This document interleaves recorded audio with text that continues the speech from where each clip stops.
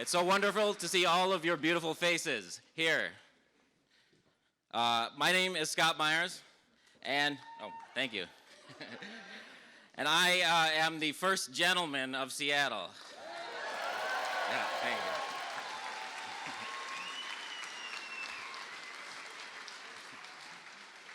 you. If you told me 1 year ago that I'd be standing here before you today, I would have said, "You're crazy." Me, a gentleman? And yet here I am. But this isn't about me. We're all here because one fine morning this past November, the citizens of Seattle awoke to find that we had elected as our next mayor, Katie Wilson.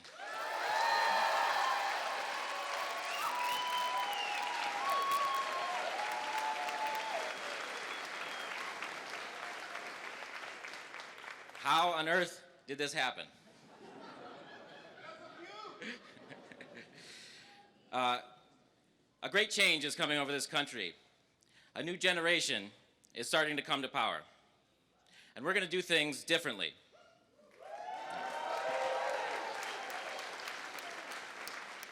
Millennials are the first generation in many decades that have things significantly worse than our parents. And the next generation is set to be even worse off than we. Is it too much to ask for a life that isn't a constant struggle just to keep your head above the water? Yeah. Is it too much to ask for a place in the world? Is it too much to ask for a future to look forward to? As long as the economy increasingly fails the needs of working people, they're going to look for solutions outside of the status quo. And this has opened up space for people like Katie Wilson to get elected.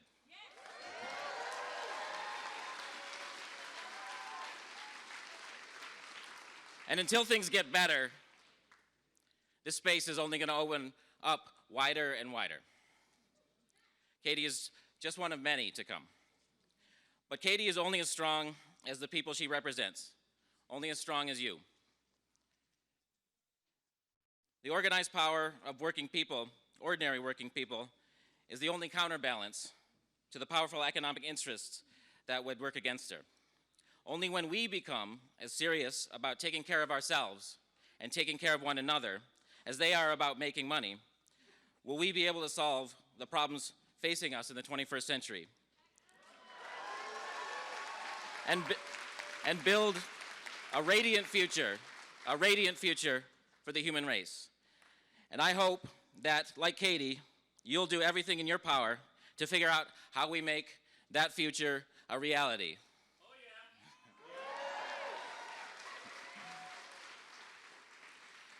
So before Katie takes the oath of office, we're going to hear from a few speakers who have worked with her over the years. Our first speaker is Ifrah Abshir. She's a graduate of Rainier Beach High School. Yeah. And she was a leader in the campaign for the free youth transit. She's now a doctoral student in health services, research and policy at the University of Minnesota. Let's give it up for Ifrah.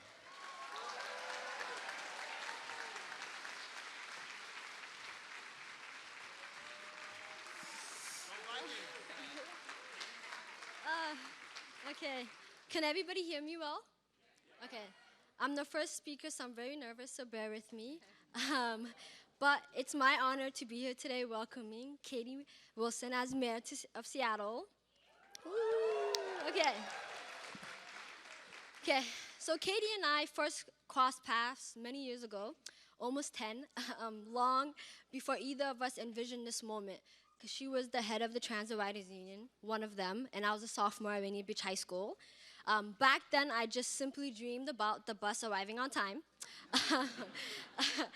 I walked through my day trying to stay safe, stay quiet, and stay out of trouble. I would practice sentences in my head before I said them, both because I had an accent, but also because I knew that people do not hear everybody the same way. Some kids are allowed to ask questions about their environment, and others are taught that the system is fixed, and survival is the best you can hope for. that lesson did not come from a textbook, rather straight from observing how power worked around me. Because I realized very quickly that this country kind of uses the same playbook: pick a vulnerable group, describe them as a threat, flood the media with accusations, then use the panic to justify collective punishment. So as a Somali immigrant Muslim American,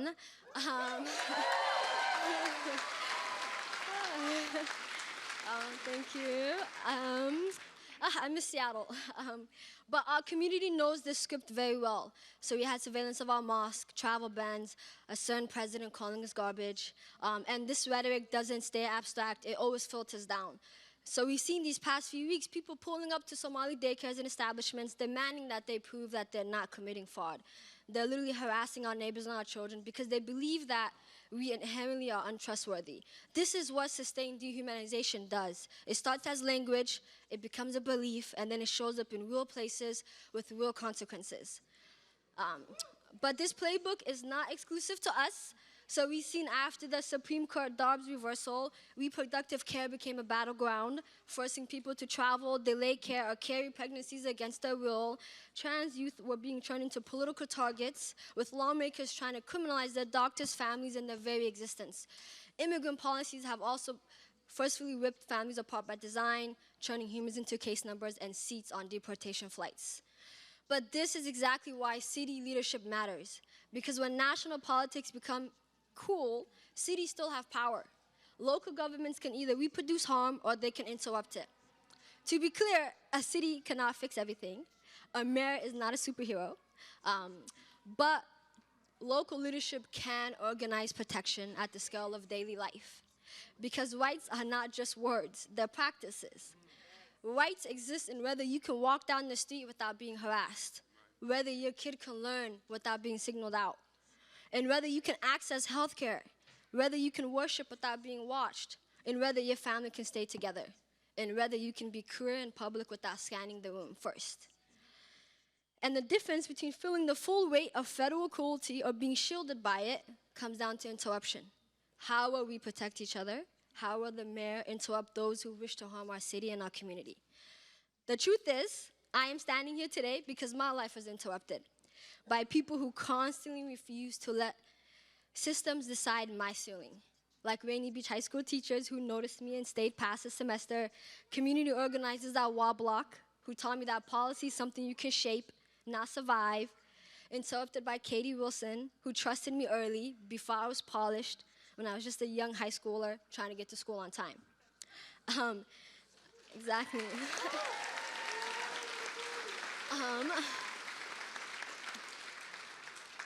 And that interruption matters because through Rainier Beach High School work with the Transit Riders Union, we were able to get the city of Seattle to approve Orca cards for students across the city, distributing more than 15,000 by 2018 alone.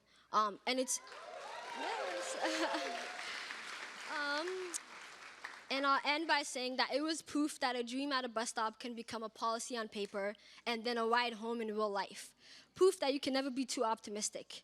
And even after I graduated high school and started at University of Washington, Katie appointed me to the city's transit advisory board, continuing that legacy of getting young leaders in the rooms where decisions are made, even if they're not ready. Yes.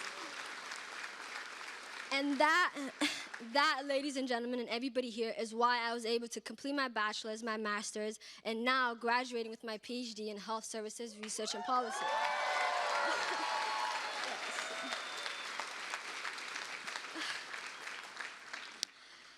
So yes, keep calling the mayor about potholes.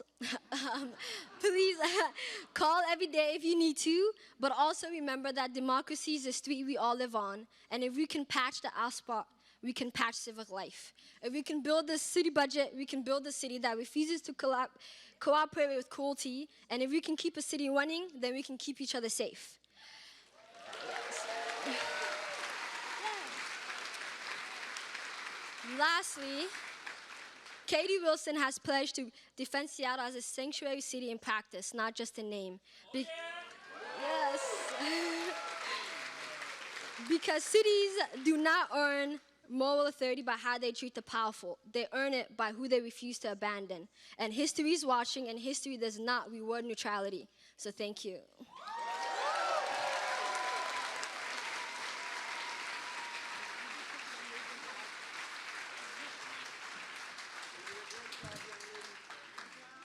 Let's hear it for Ifrah Abshir.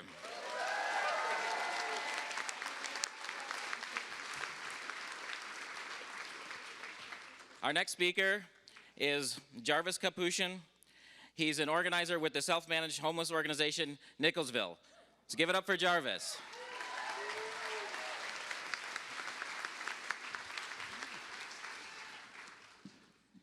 Well, I don't know if I can follow Abraham. That was great. Good morning, everyone, and Happy New Year. I'm thrilled and honored to be asked to speak before you today here as we celebrate the inauguration of our new mayor, Katie Bill Wilson. Katie is someone that I've known for about 15 years now, and someone I've met with for a quintessentially Seattle cup of coffee. And it's so proud that she's been elected as our new mayor. For years, I've been a participant in grassroots self-managed homeless-led organizations, and often we'll meet with elected officials, mayors, council members, and the like. Funny enough, I was just talking to her earlier. We were upstairs in the mayor's office. It's the first time I've been in the mayor's office since Mayor Murray 2 years ago.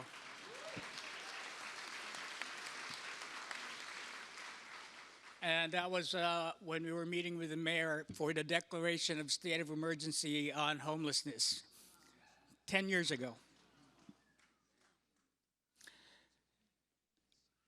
So I'm ecstatic that our new mayor is someone I'm on a first name basis with and consider a friend. A mayor that has been in the trenches with us, so to speak, during the numerous times we did direct action, from rallies to sleep outs, and advocating for low income and homeless people.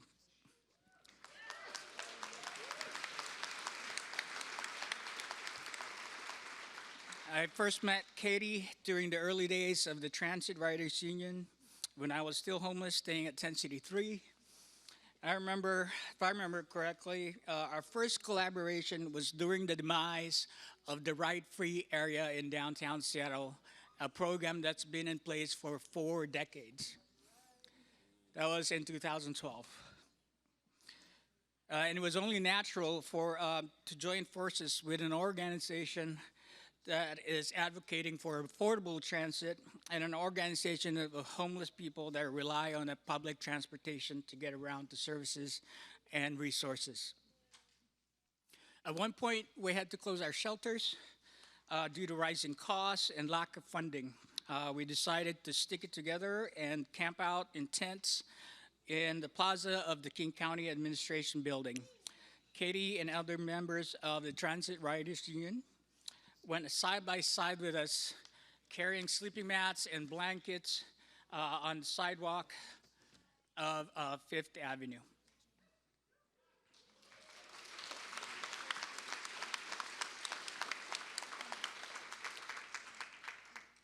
Katie and I played a lot of Scrabble together. Mostly after brainstorming sessions. Sometimes she'd call me for coffee or a beer, just to try and play and beat me in Scrabble. She got me on those 2-letter words that are really beyond, you can't really use in ordinary conversations. I think we started playing, though, when she joined our delegation of homeless people to Olympia, when All Home tried to change how HMIS, the Homeless Management Information System, is administered in our state, from opt-in to opt-out. In essence, they try to get rid of informed consent.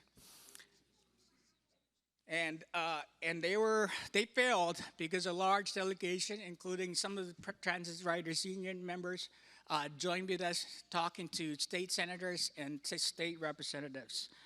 So we succeeded, and informed consent remains in place.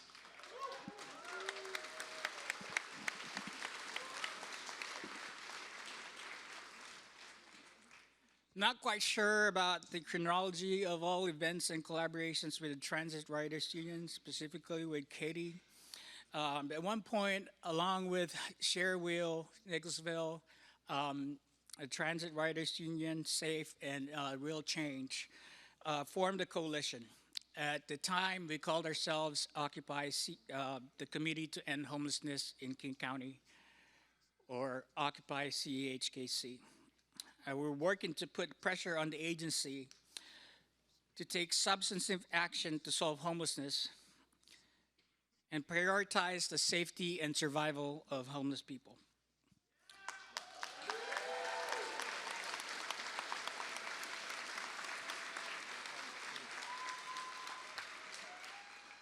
To this end, we made our presence known at the committee's governing board meetings. We weren't disruptive, but we made our viewpoint clear that homelessness is in a state of emergency, and there are more unsheltered people than there are shelter beds available. And without shelter, people die. Some of you may not be aware that KCRHA is the third iteration of our county's continuum of care. First, there was the Committee to End Homelessness in King County, CHKC, and the 10-year plan to end homelessness that ended in 2015. Then it became All Home, and now we have the King County Regional Homelessness Authority. And with each iteration, the goals have changed from ending homelessness with CHKC to making homelessness just rare, brief, and one time with All Home. And with KCRHA, now the goal is just reducing unsheltered homelessness. We were lowering the bar. So during one meeting at CHKC, we held up names of homeless people who had died unsheltered. And at another, we formed a human corridor that committee members to follow into the bird and night landis room behind me as we stood staring at them in silence. And in all of this, Katie Wilson was a steady presence by our side. Coincidentally, our coalition, the name of our coalition evolved into our city coalition in 2015. The focus was ensuring that homeless people have their input respected regarding a new ordinance governing encampments and tiny house villages. As her campaign motto states, this is our city.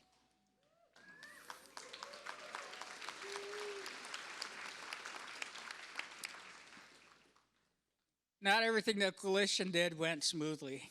Funny story, after the Committee to End Homelessness in King County announced that they would have their next meeting at the South Seattle College in Georgetown, a coalition made plans to hold a city council candidates forum followed by a sleep out at the Hats and Boots Park nearby, and march to the committee's governing board meeting in the morning. This was the first city council election with the new Seattle districts in place. The forum was terrific, great attendance by the candidates, and an audience basically parked full of homeless people and supporters prepared to sleep out under the summer stars, including Katie Wilson and her husband, Scott Myers.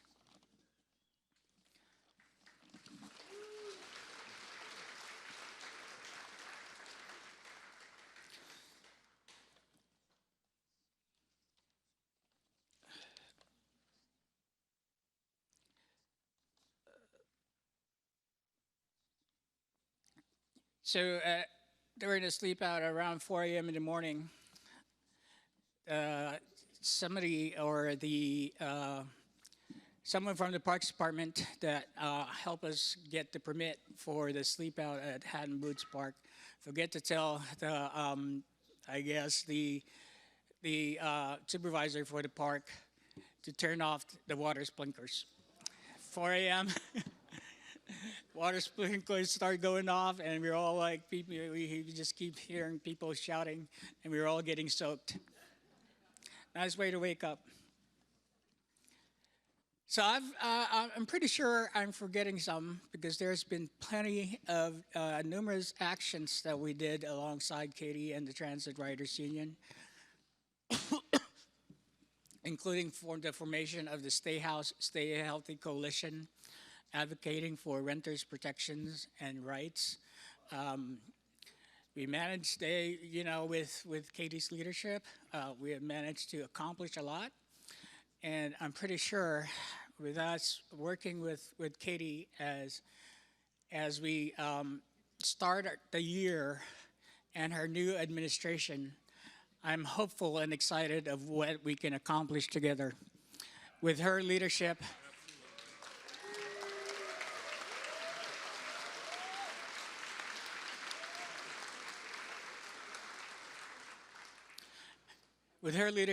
and guided by her dedication to low income and poor people that can barely afford to live in the city,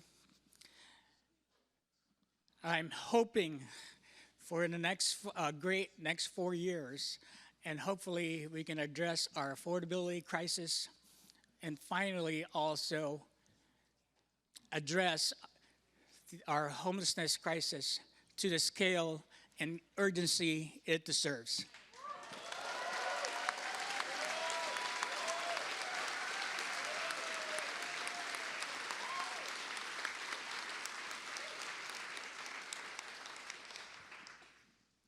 I'm pretty sure that's a tall task, but I'm sure any surprises or challenges along the way, I'm pretty sure Katie, Honorable Mayor Wilson, I'm going to stop having to call you that.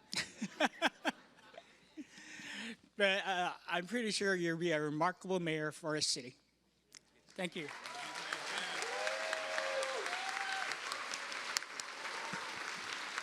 Let's hear it for Jarvis Capucion.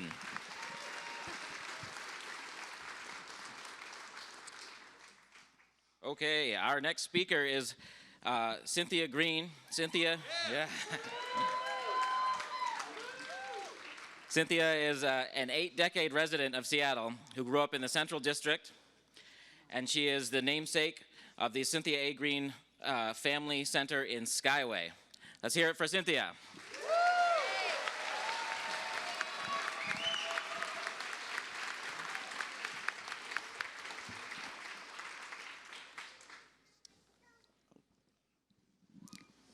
Good morning. My name is Cynthia Green, and this morning I have the honor of standing before you as a witness to history.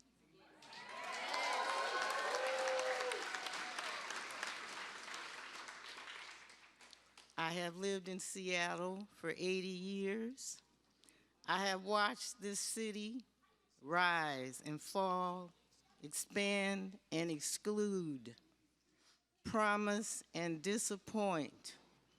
I have seen prosperity arrive with promises and too often leave with people's homes, history, and dignity in its wake. I've seen leadership come and go, some earnest, some ambitious, and some more concerned with being remembered than with remembering the people.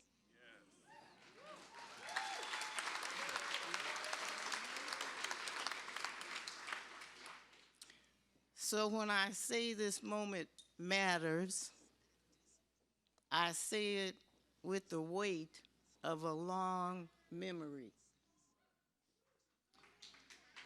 Today, we swear in a mayor who did not come from the loudest rooms or the richest donors.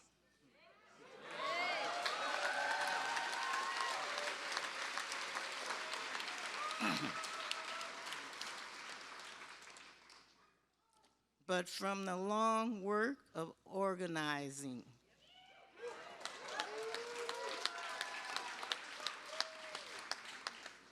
Listening and standing with people who are usually told to wait their turn.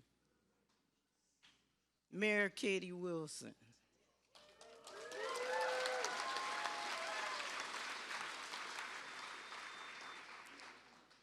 My family endorsed Katie early. In her, we saw the type of person this world needs more of.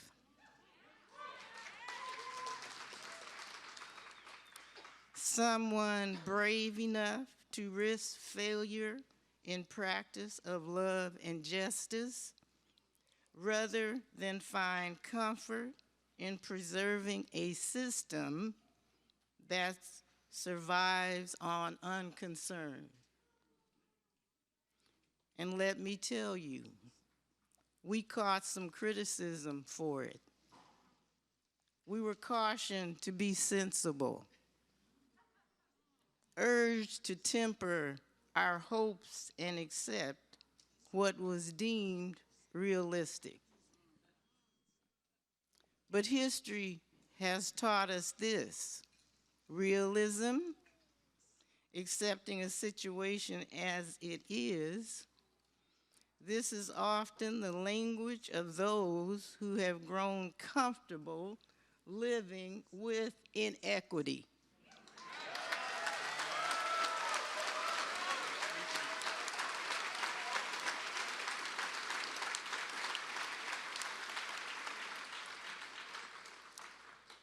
And who would prefer others to do the same. Know this: when people tell you to lower your expectations, it's usually because they've gotten comfortable with someone else paying the price.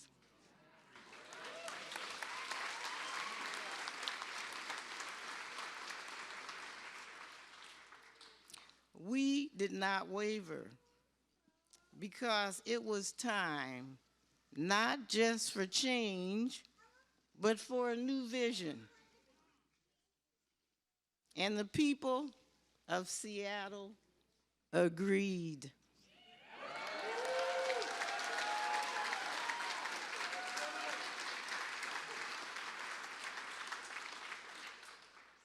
Today is more than a celebration for our mayor.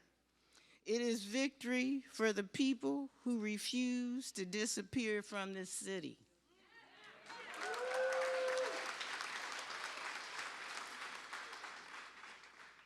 For young people chartering a future clouded by decisions they did not choose. For elders who stayed when staying itself became an act of courage. For mothers and kinship caregivers keeping families together with too little support. For artists who gave Seattle its voice, even as they struggle to keep a roof over their heads.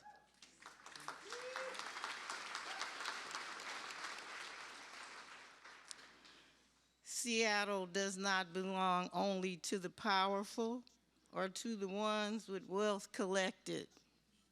It also belongs to the people who love it, labor in it, and believe in it.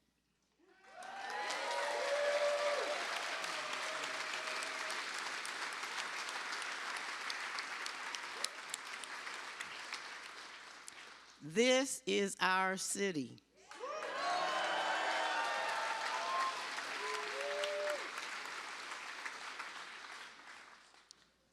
Katie has talked about vision from the beginning.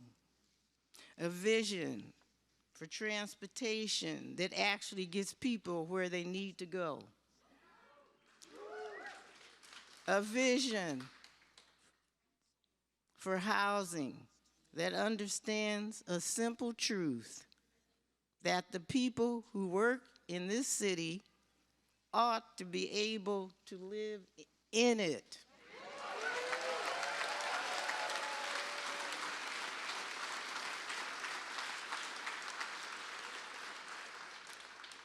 A vision that does not confuse growth with goodness.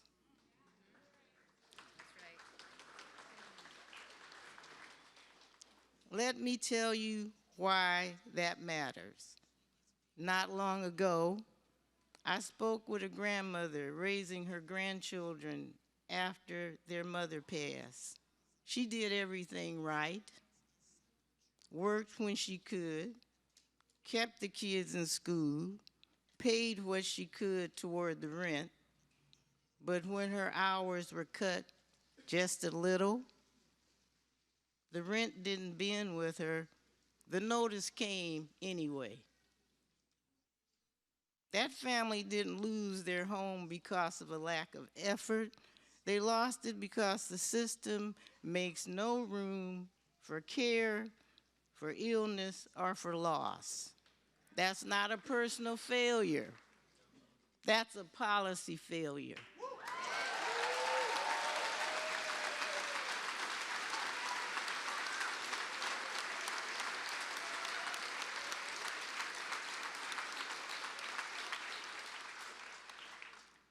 That is why lived experience matters.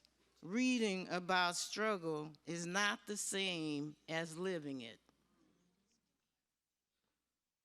Katie knows the cost of child care. She knows what it's like to wait for a bus that never comes on time. She knows rent increases aren't abstractions, something that exists only as an idea. They're eviction notices. She co-founded the Transit Riders Union because she understood that access, affordability, and dignity are not luxuries, they are necessities.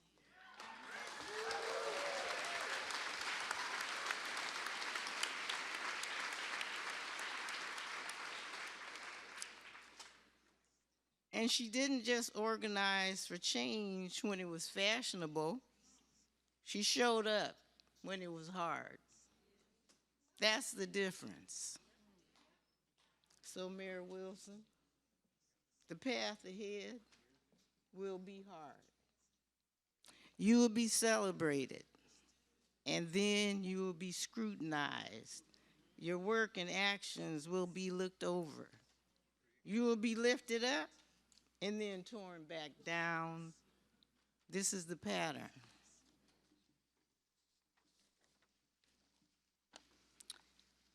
And when those days come, and they will come, I want you to remember this: you are not alone.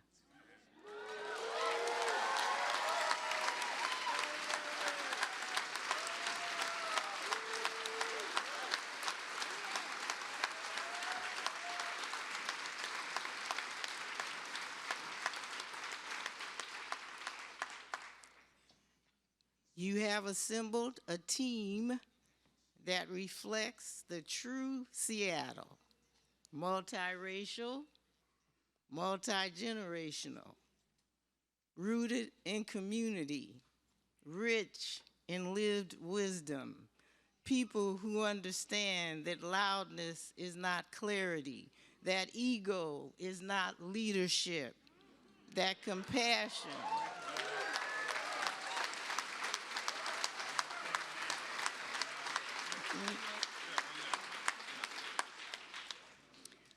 that passion is not weakness. You have a city that chose an organizer to lead it. Because organizers have been guiding us all along.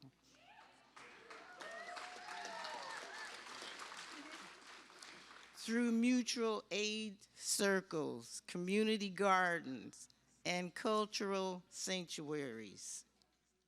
Seattle's heartbeat has always lived at the grassroots, and now that heartbeat has a seat at City Hall.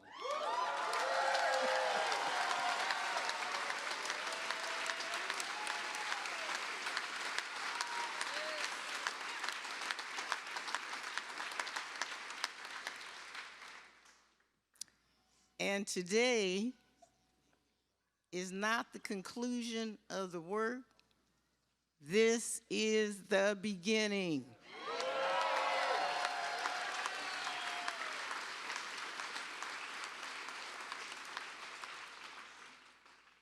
For the first time in a long time, I feel that something has been withheld from too many people in this city for far too long. Hope.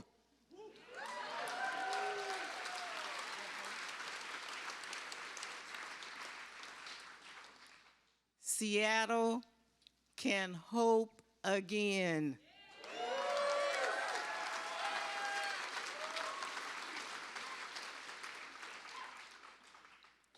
Hope that no future worth building can be purchased with the suffering of the most vulnerable.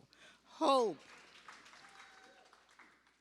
insists that leadership is not serving the few while managing the many, but the responsibility to hold the whole, to govern with love, integrity, and truth.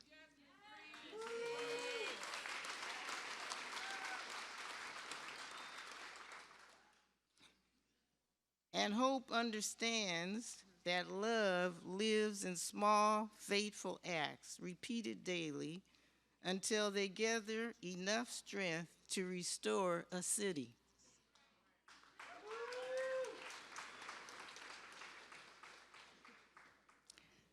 Seattle is not finished. It is a place still becoming, a city waiting to be born again.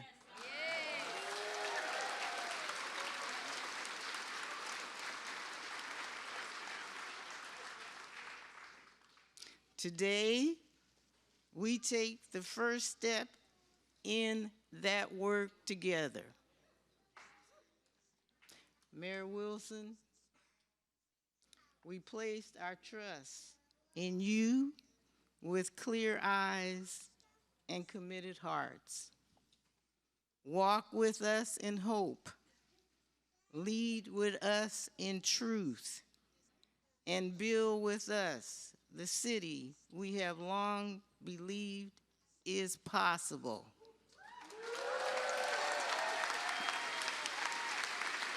Come on, Miss Green. All right, okay.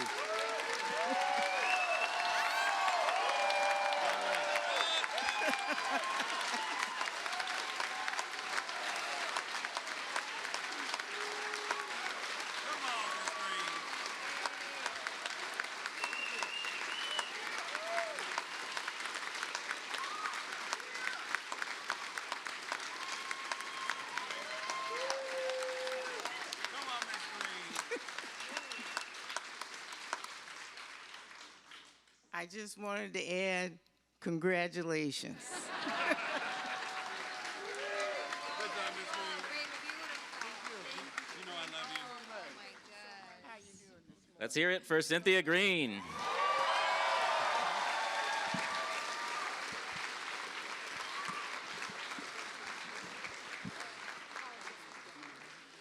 All right, our final speaker before we get to the oath of office is John Burbank. He's the founder and retired executive director of the Economic Opportunity Institute. Let's give it up for John. Try to speak up if you can.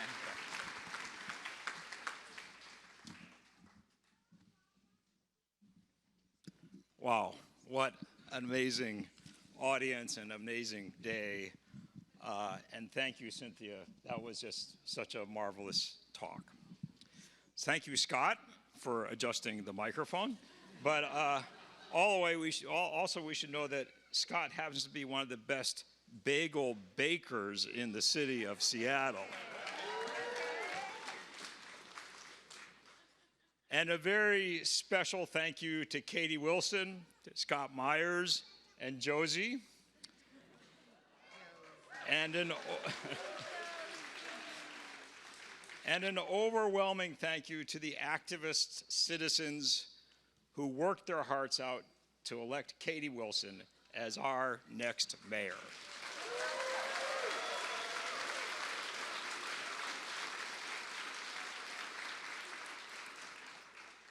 Katie ran her campaign with a theme of, "This is your city."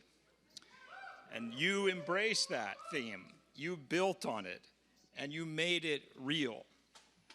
Now, we must celebrate the fact that this is our city.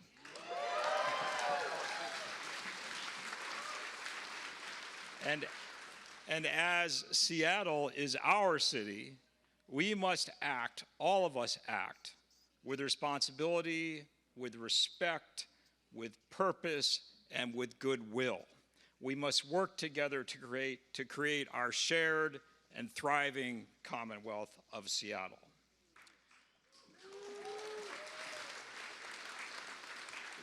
We cannot sit back and simply cheer our new mayor. We cannot just celebrate Alexis Rink, Dion Foster, Erica Evans, and Eddie Lynn.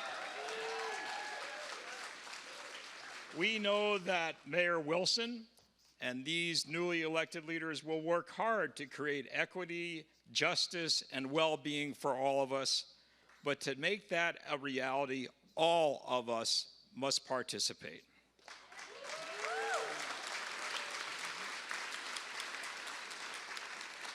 We must continue to be innovative, persistent, demanding citizens, and always, always keep our eyes on the prize.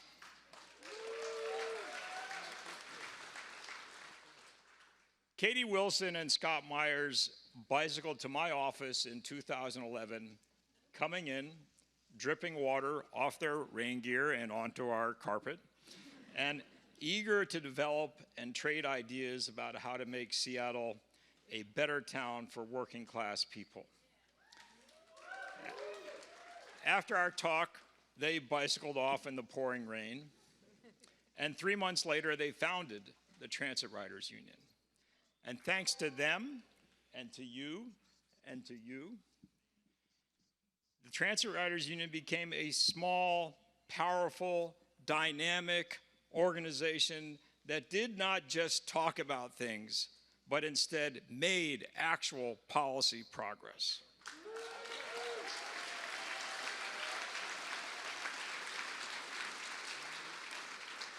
Katie never gives up. The day after Trump's first election, Katie came to my office and said, "Let's start the movement to Trump-proof Seattle."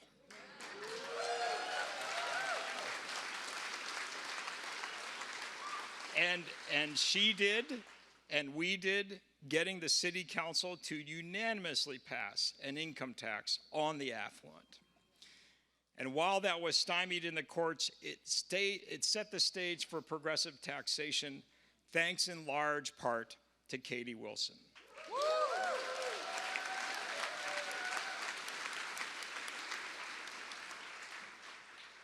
Katie was the originator of the Jumpstart tax to fund affordable housing. And from Jumpstart, we developed the excess compensation tax to fund social housing.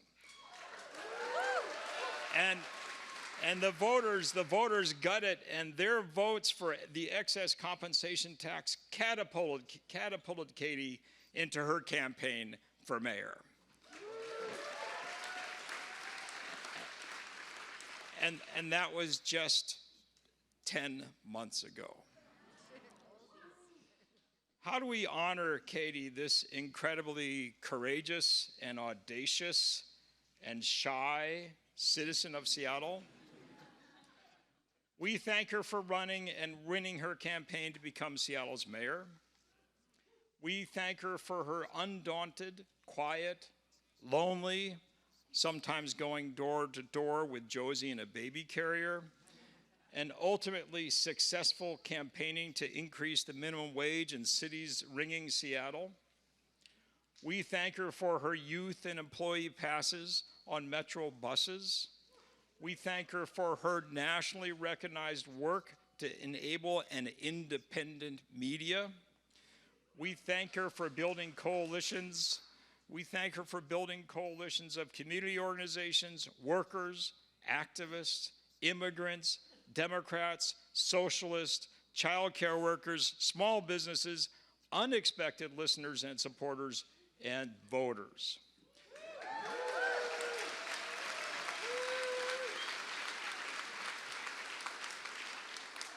We thank Katie for listening, as she did on election eve, doorbelling in Ballard, when a man came to the door and said he had just had enough of politics and candidates and government.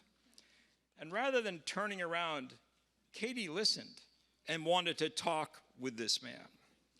Most of all, we thank her for being authentic, unvarnished, and her own wise self, Katie Barrett Wilson.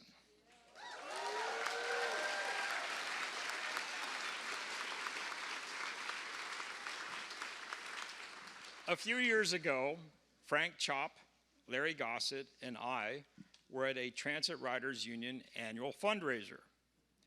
We talked about the urgent need for a new generation of progressive leaders.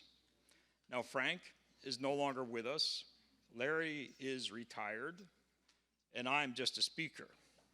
So we tried, and we tried to create progress with incremental victories in an overwhelmingly powerful corporate context. So we can't say that Katie stands on our shoulders, because that is not a very strong platform for the future.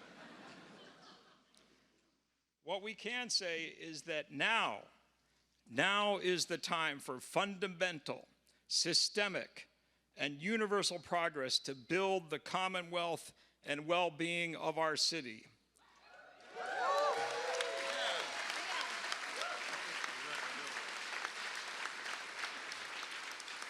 And rising from the ashes of Trumpism and neoliberalism, our new mayor will lead us in creating a phoenix of hope and opportunity, of goodwill and economic security for all of us in this great city of Seattle.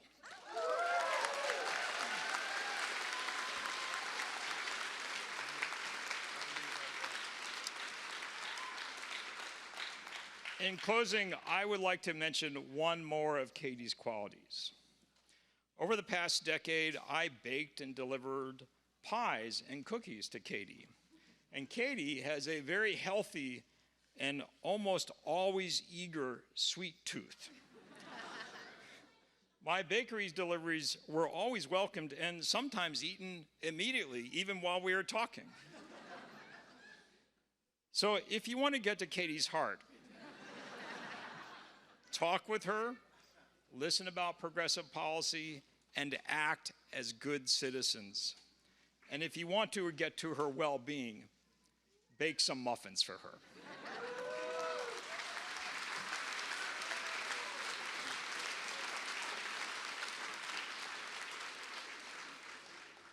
It's such an honor for me and for all of us that Katie is our new, wonderful, and wise mayor.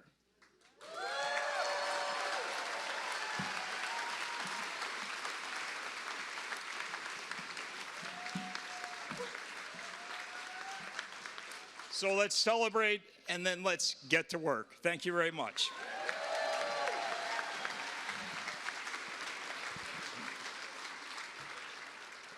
Thank you, John Burbank. Okay, now it's time to get on to business and administer the oath of office. I'd like to introduce I'd like to introduce Pauline Van Senus. Pauline is a founding member of the Transit Riders Union, and since 2020, she's also made a name for herself as the Transit Fairy. She's going to administer the oath of office.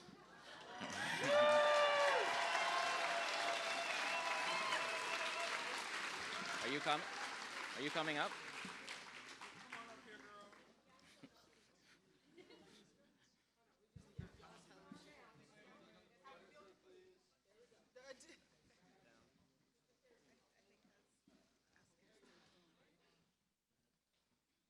This is Pauline.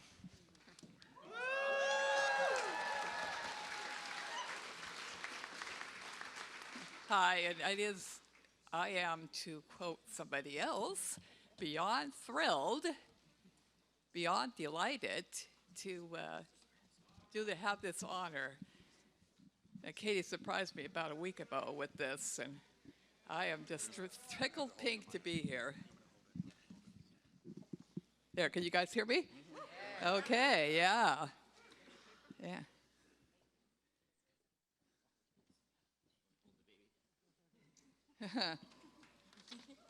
So I think be it with as soon as. Yeah, as I said, it is. I am absolutely thrilled to do this. So, without further ado, Katie. Got it? Okay. That's okay. Katie, please hold up your right hand and repeat after me. I, Katie Wilson, swear. I, Katie Wilson, swear. That I possess all of the qualifications prescribed in the Seattle City Charter. That I possess all of the qualifications prescribed in the Seattle City Charter. And the Seattle Municipal Code. And the Seattle Municipal Code. For the position of Mayor of the City of Seattle. For the position of Mayor of the City of Seattle.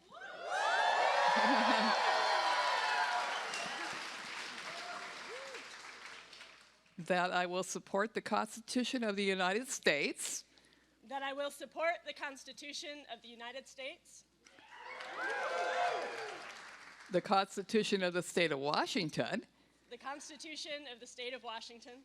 And the Charter and ordinances of the City of Seattle. And the Charter and ordinances of the City of Seattle. And that I will faithfully conduct myself as Mayor of the City of Seattle. And that I will faithfully conduct myself as the Mayor of the City of Seattle.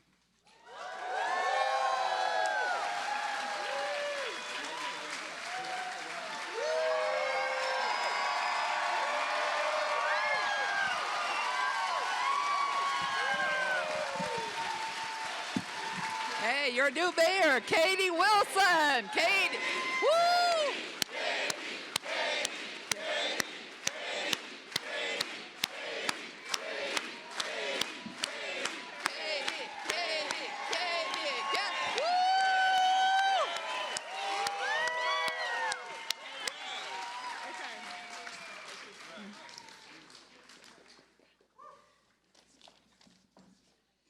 Thanks, guys.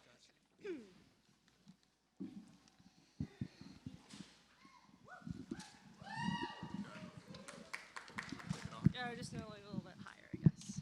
Yeah. Hi, everyone.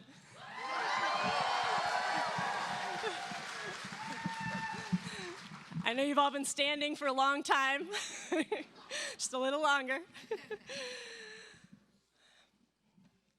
So my team asked me if I wanted some help with my speech. And I said, you know, I understand that when I'm the mayor, I'm going to have some help writing speeches. But I feel like maybe this is my last time where I get to just say whatever I want.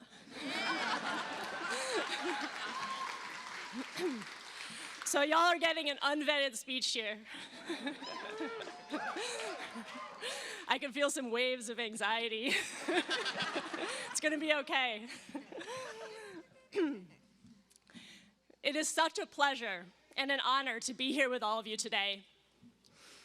I look out and I see so many people who have played a role in getting us to this place of promise and hope. I see friends and colleagues and family. I see people I've known for years, and others I just met this year, and many others who I don't yet know.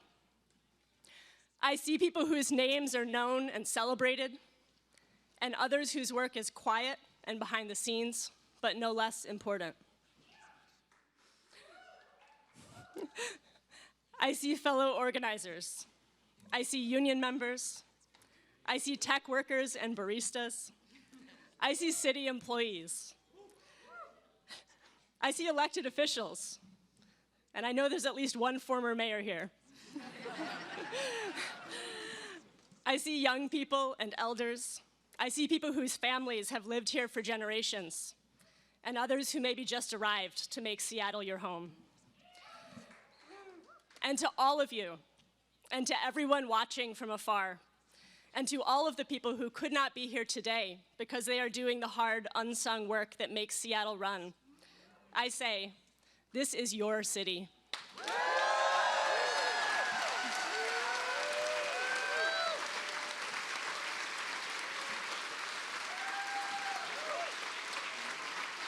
This is your city. This is your city, and as your mayor, I will work every single day to make that not just a phrase, but a living reality. This is your city. That means that you belong here. You have a right to be here and to live a dignified life, whatever your background and whatever your income. But it also means that all of us have a shared responsibility for this place and for each other, because Seattle is what we make of it together.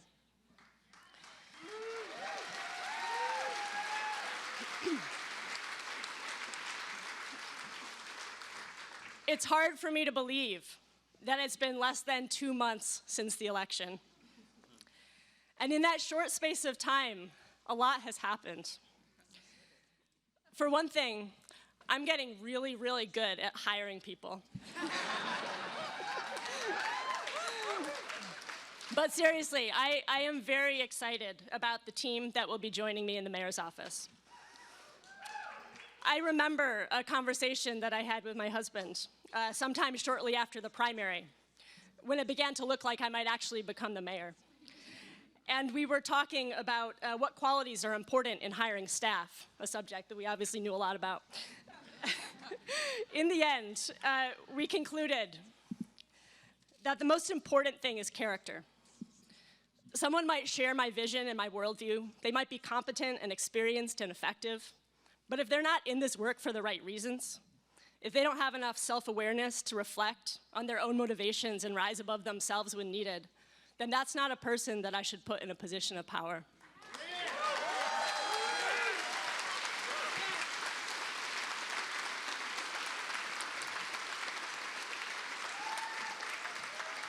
I believe that it is so important that the people working alongside me in the mayor's office every day are good people with good judgment who have the best interest of our city at heart. And I am filled with confidence and hope for the future, in part because I know that that is going to be the case.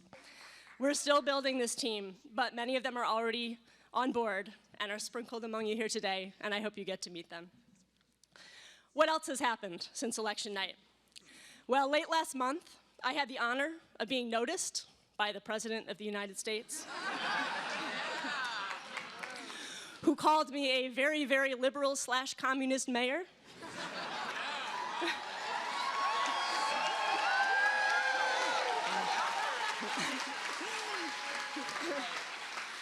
It's nice to feel seen.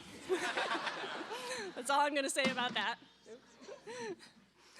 And earlier this month, we launched our transition team. So this team is composed of about 60 volunteers, community leaders and experts in their fields, who are helping to turn many of the issues that I campaigned around into actionable plans and recommendations for my administration. Many of these people are also here today, some of them behind me.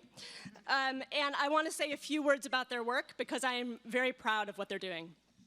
So sometimes mayoral transition teams can be a little bit performative. You select a bunch of people with names that other people recognize, you put them in a big room, everyone says their piece, they feel important, you feel important, and then everyone goes home. I really hate that kind of thing. I don't like wasting people's time. So as a community organizer, I decided to do things a little differently. For our transition team, we chose people who are willing to roll up their sleeves, put in real time and labor, and expand the tent. So these 60 people have been hard at work, reaching out to a much wider circle of advisors across the city, building relationships and gathering insights. And so far, in just the few weeks since we launched, they've collectively talked with over 700 more people.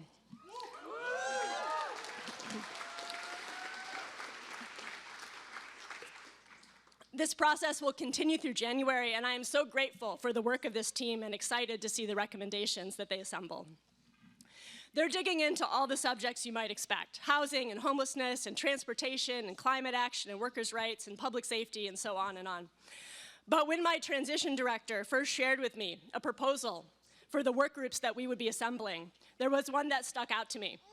It was called Civic Narrative and Major Initiatives. And I was like, what does that even mean? Civic narrative. So that's the story that we tell about our city, our collective identity, who we are and where we're going. Major initiatives. They're what happens when the government teams up with the people and the institutions that have access to vast amounts of capital to put on big events or undertake big infrastructure projects that change the face of our city. Now, to be honest, this kind of city making and the civic boosterism that supports it, surrounds it, has never been my jam. I'm kind of a rabble-rouser. I campaigned on affordability, on homelessness, on taxing the rich.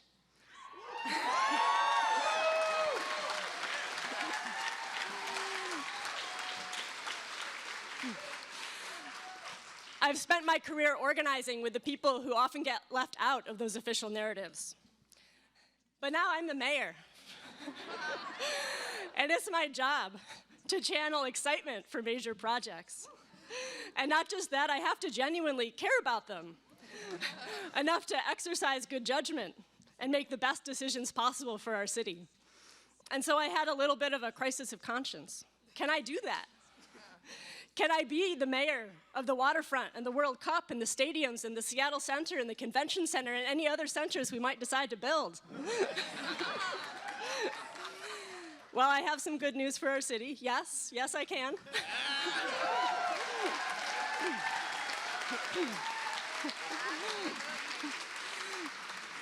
I'll do it in my own way, but I can do that.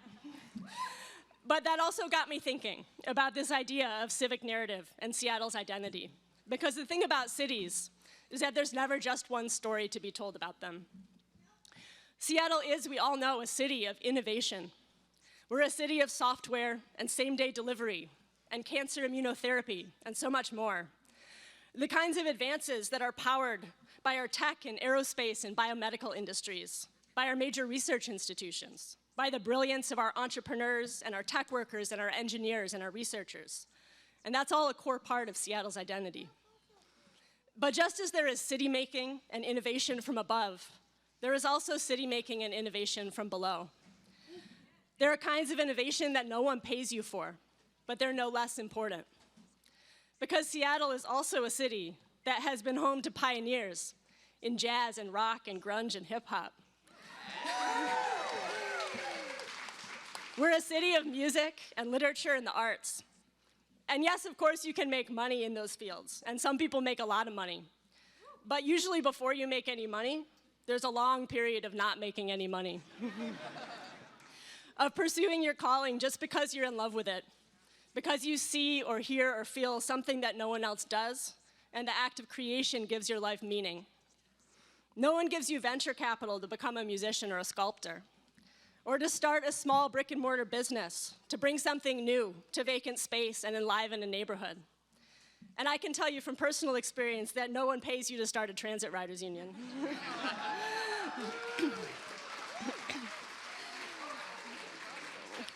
No one pays you to try to change the way power flows through the city, to change who has a voice in shaping our city's future and its politics.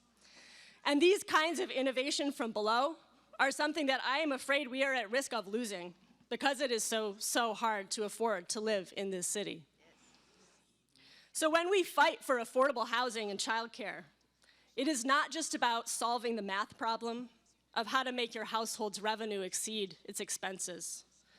And when we talk about shaping our transportation system and our neighborhoods, it's not just about making people's commutes safer or shorter or less polluting. It's about opening up the time and the space where life happens, where people can breathe and experience and create, where we can be full human beings and not just means to an end.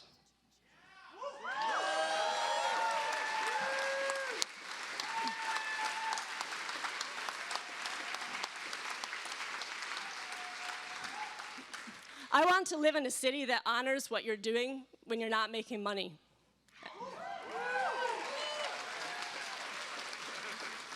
I'm not talking about watching Netflix, by the way. I mean the time that you spend with your kid at the playground or caring for a sick friend. I want to live in a city that celebrates the labor that people perform voluntarily, like someone, the transit fairy, who spends all day cleaning up bus stops, even though no one is paying her to do it. A city that values the pursuits that create beauty and community, whether or not they ever turn into careers. A city that thinks that you should have time to read a book and lay on the grass staring up at the clouds. Because we need bread, but we need roses too.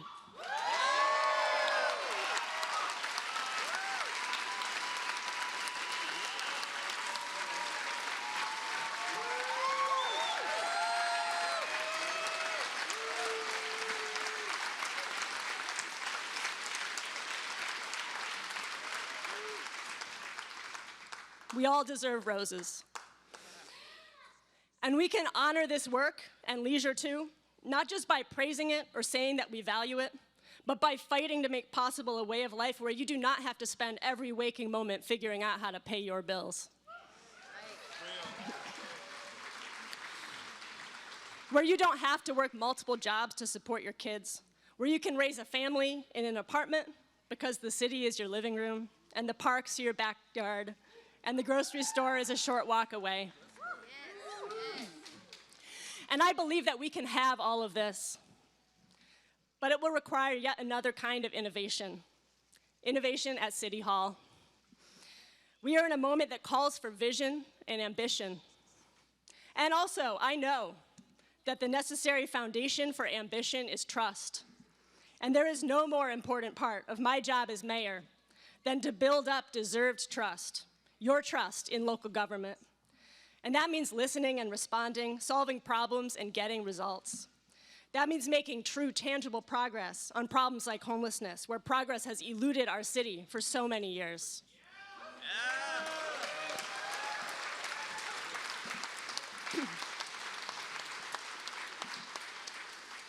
I believe that we can do all of this, and we can also do big new things. And we have to do big new things. And I'm going to be calling on all the brilliance and the creativity and the dedication of our public sector workers, our city employees, as we push the boundaries of what we can accomplish together. But most of all, success is going to require all of you. Is anyone here at Seattle City Hall for the very first time this morning? Yes! That's a lot of hands. Welcome. This is your building.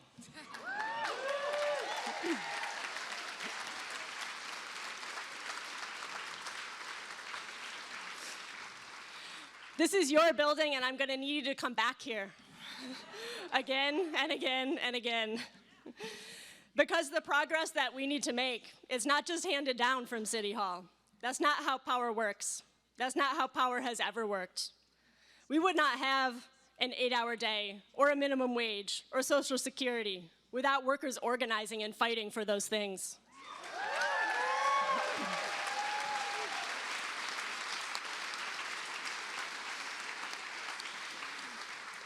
We would not have the rights that we have for women, for Black and brown people, for the LGBTQ plus community, without mass social movements fighting for dignity and equality.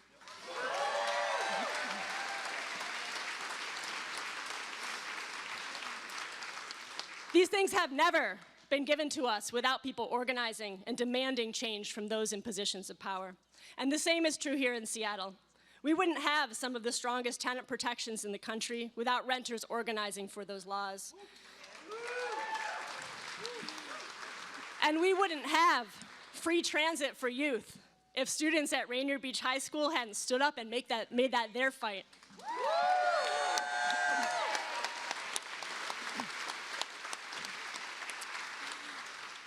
We wouldn't have Jumpstart Seattle without a multi-year grassroots campaign for progressive revenue. And we would not have the highest minimum wage in the country in Tukwila and other cities around King County without people pounding the pavement and knocking on doors and getting out the vote.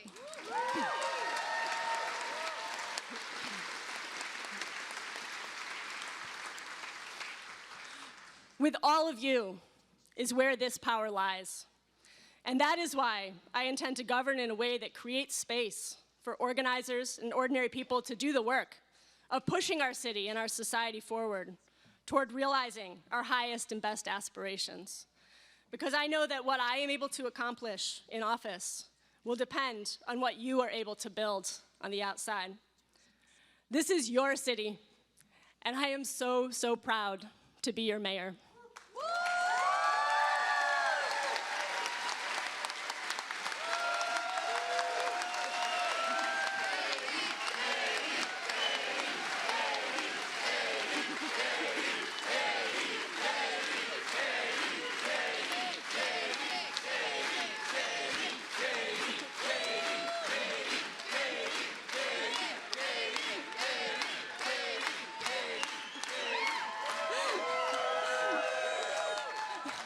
That's all I wanted to say. Let's do this together.